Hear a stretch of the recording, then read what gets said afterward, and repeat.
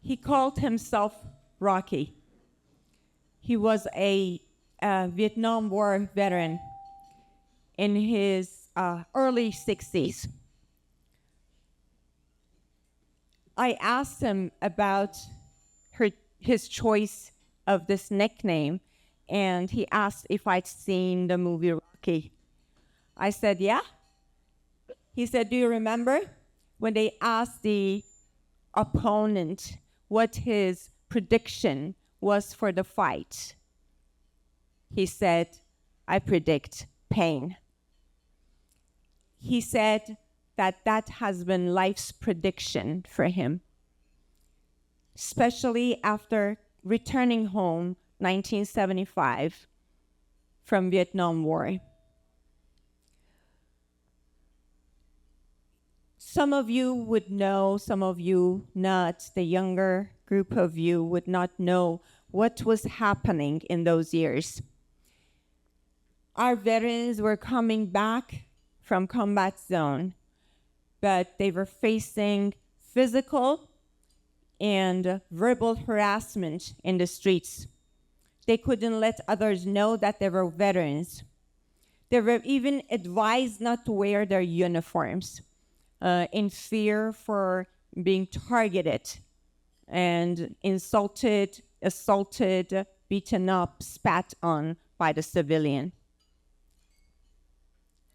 In this situation, he came back and he said that he didn't find any support among friends, family, and the people he had fought for.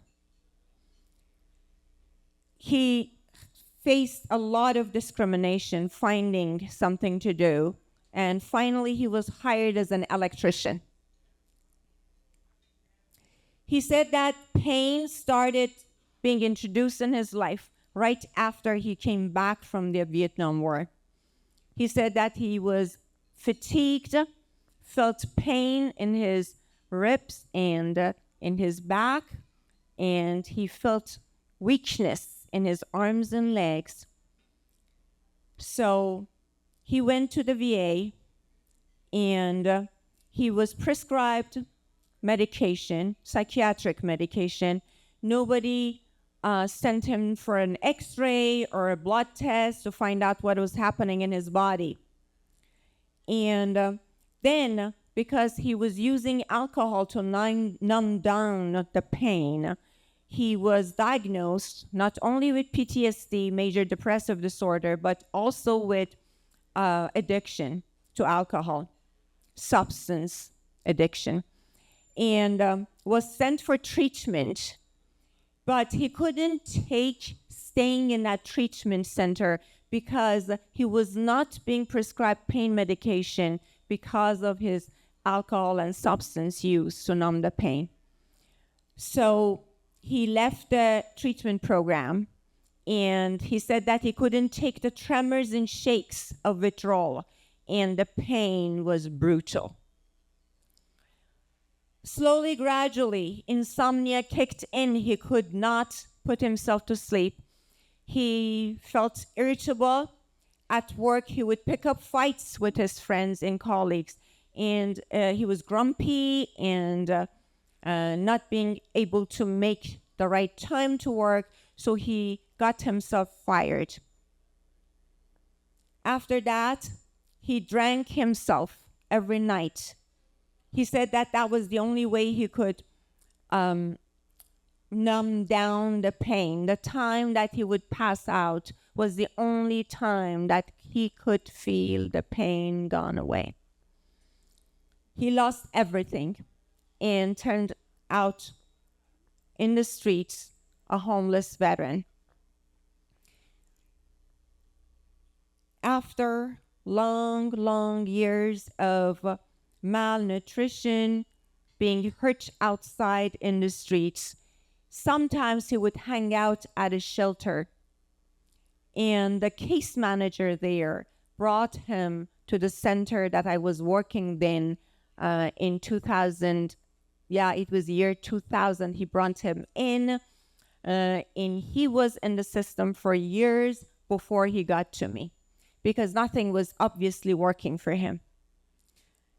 And the pain was getting harsher and harsher and harsher.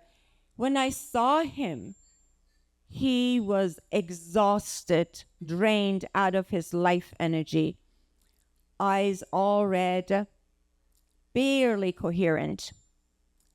And I looked at his diagnosis.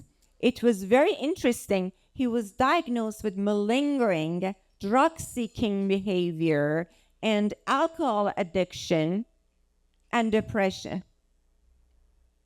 So the psychiatrist had decided that the pain was not real. It was only in his mind, in his head. So he prescribed more psychiatric medication to him. And that was not working for him. He couldn't sleep. I looked at him, listened to his stories, and the pain in his eyes broke my heart. I sent him to a friend of mine who had a lab in San Jose. I asked him to do a comprehensive blood test for him. And I sent him to another friend of mine who had an imaging center here. Don't be my friends, I'm going to use you up. Another friend of mine who had an imaging center. And I asked him to do an x-ray on his left arm that was the most concentrated pain location for him. And I got a phone call from them that this looks really bad. So he was ordered to do an MRI. Then I called another friend of mine who's an orthopedic surgeon, and I asked him to look into everything. He called me, and he was very sad. He told me he had multiple myeloma, which is a bone marrow cancer. This guy had been living with this cancer as a result of being exposed in Vietnam to chemical contaminant dioxin in Agent Orange.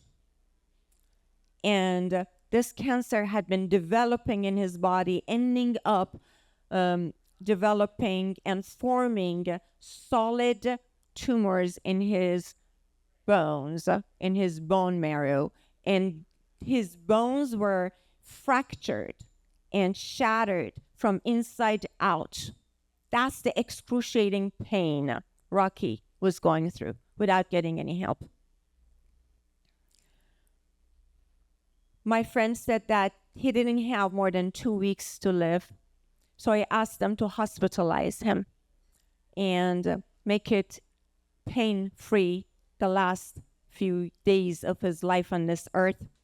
Every night after work, I would go there, hold his hand. We would exchange stories.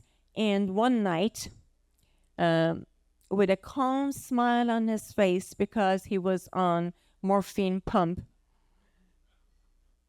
So he told me, "Can you do something for me?" I said, "What?"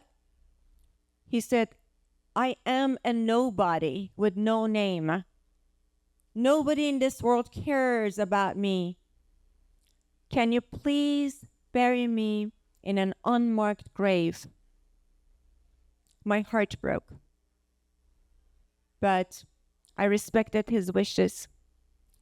A couple days after that, he left his body in this earth, and we buried him. Every year since then, I've been going to see him on that unmarked grave, bringing him flowers and telling him that, "Rocky, I remember you. I love you for the beautiful, brave warrior you've been."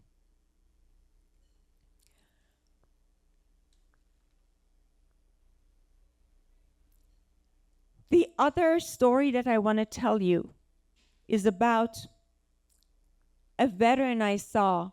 His name was Jason, in his early 30s, and this was after evacuation from Afghanistan in August 2021, I believe.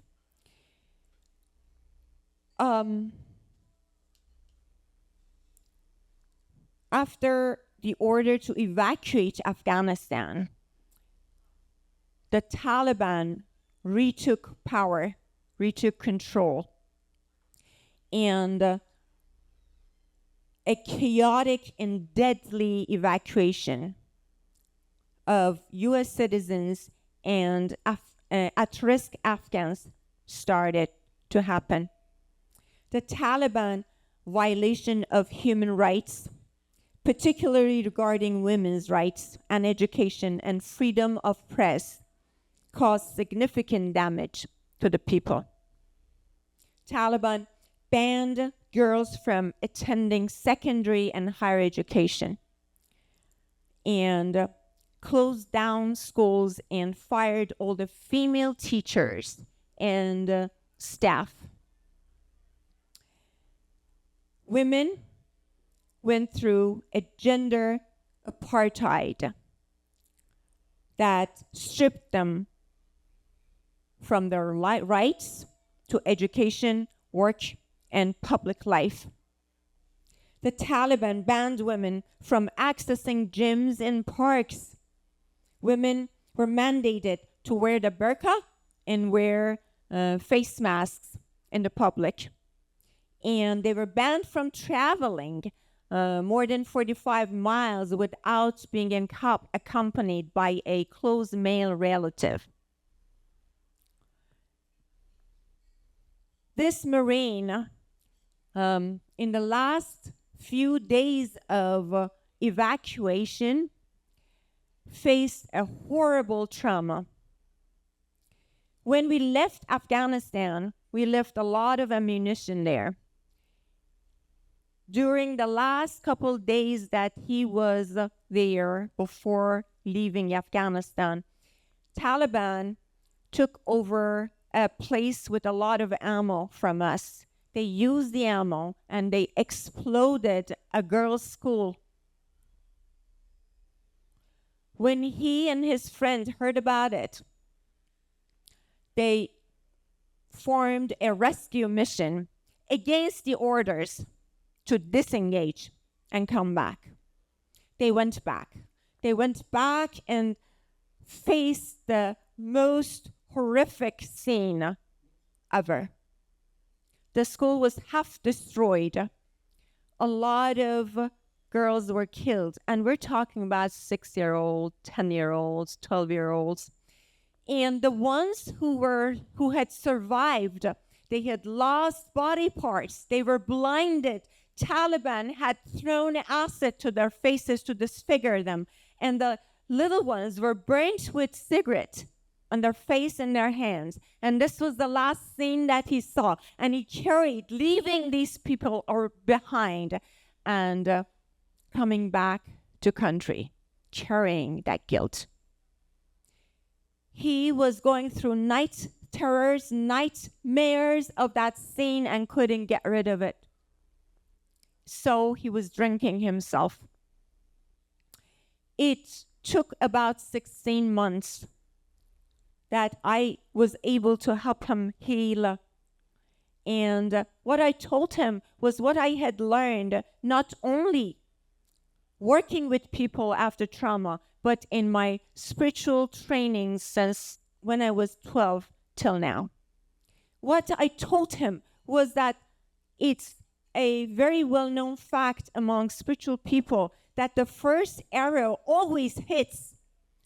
Life is a gym, and in this gym, we're being trained to become stronger, to become more resilient. So, shit is gonna happen. Life is messy. We're gonna get hit. That's given. Pain is inevitable, but suffering is optional. How? You don't have to suffer if you get yourself, feel the pain in a way that it rips out your heart. Feel it. Look at it. It happened. Don't run away. Don't numb yourself down. Look at it, eye to eye.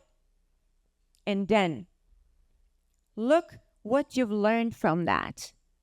Turn that lesson into a mission, into a purpose, into a goal for your life, to shine on your route and get you through the arrows that life is going to throw at you on a daily basis. And this is the way to heal. You know, it reminds me of the time that you want to get out and jump out of an airplane. A lot of people I've seen during my training to do this, that they would hold very tightly to the door frame of the airplane. They're shaking, shivering, overwhelmed by fear. Yet, that's the most dangerous thing that they can do. That's really dangerous to do that. You've got to look, let go, and free fall. It's the moment that you dare to jump out of the plane and free fall in the air. It's just that moment. Rushing wind in your ears will drown away all your worries. All you need to do is bask in the moment. And then the view takes your breath away. There's nothing but present time.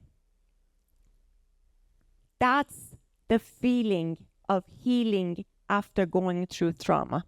And that's how Jason healed from his wounds.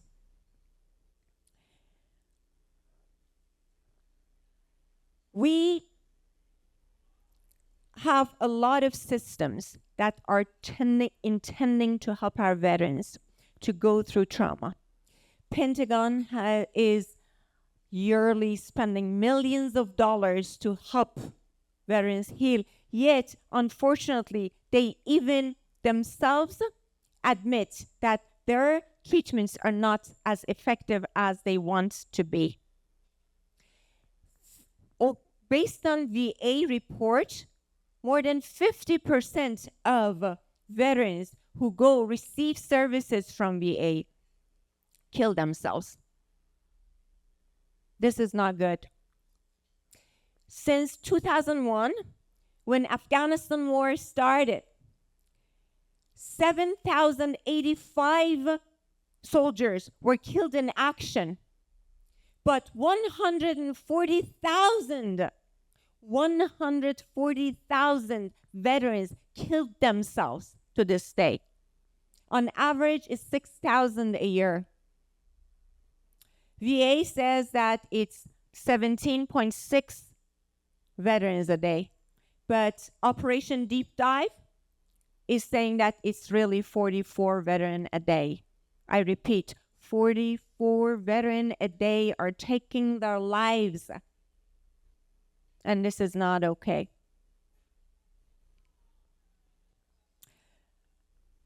We have about 33,000 homeless veterans in the nation, and over 1 million veterans living in extreme poverty.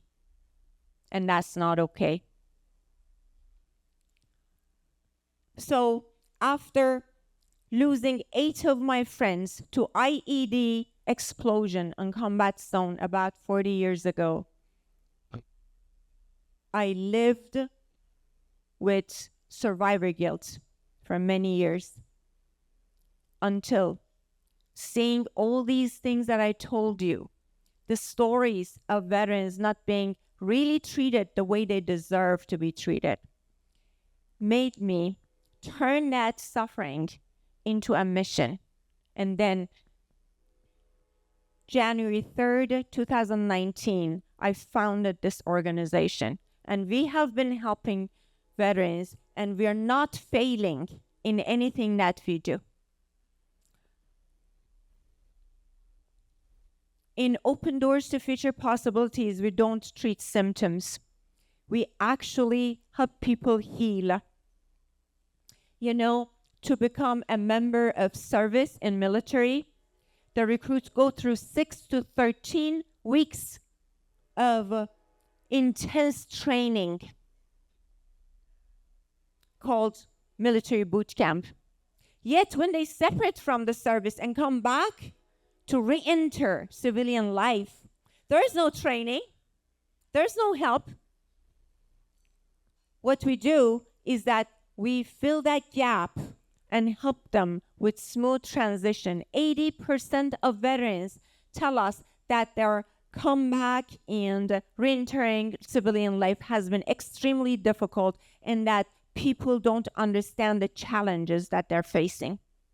And we're trying to do something about that. We're trying to do something about suicide attempts. And as my beautiful colleagues talked about it, I personally helped 242 veterans with previous attempts and suicidal ideation to start feeling passionate about life again and get a second chance in life. I had a dream of helping veterans to feel alive again, to feel that they can have a dream and they can build a future for themselves. I had a dream that I'm going to make this organization, one in each city of our beautiful country. I dream little, huh? And it's coming to fruition because of you guys, because of your generous donations, because of kind hearts of people who've been supported me and this organization. Alone, we can do so little. Together, we can do so much. I'd like to end my talk with an invitation, not only to our veterans, but also to anyone in this room who might be struggling with some darkness, with some sadness in their hearts. I invite the warrior inside each of you to rise and dissuade you from surrounding and succumbing to the night without a fight.